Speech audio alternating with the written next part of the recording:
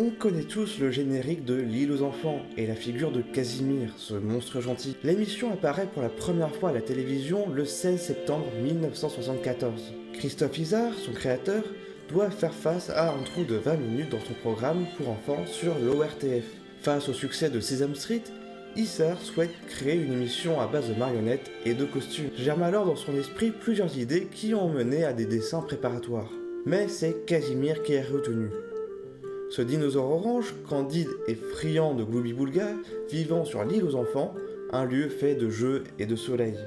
Il est suivi par de nombreux autres personnages devenus tout aussi cultes, tels qu'Hippolyte et Léonard le renard. C'est d'ailleurs le marionnettiste Yves Brunier, le créateur des marionnettes, qui va interpréter Casimir sous le costume.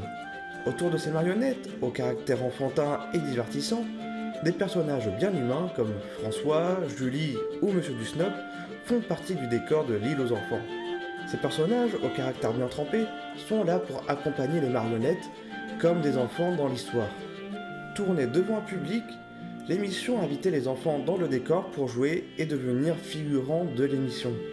Mais ce qui a fait le succès de l'émission, ce sont aussi l'ensemble des séquences présentées autour des aventures de Casimir et de ses amis. L'émission a ainsi permis à certains programmes d'animation de devenir cultes, comme la Linéa, ce personnage aigri mais attachant fait d'un simple trait blanc, ou encore la Noiraude, la vache noire hypocondriaque.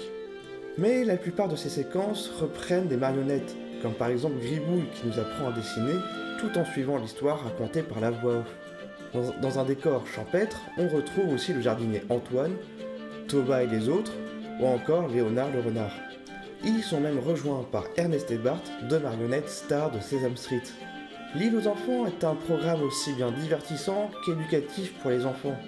Chaque épisode est marqué par une morale forte pour les enfants qui peuvent s'identifier au personnage de Casimir et ses amis, tout en étant accompagnés par des adultes.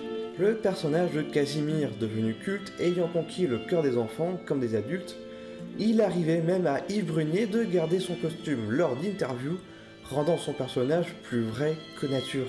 L'émission a perduré jusqu'en 1993, date à laquelle Casimir prit sa retraite.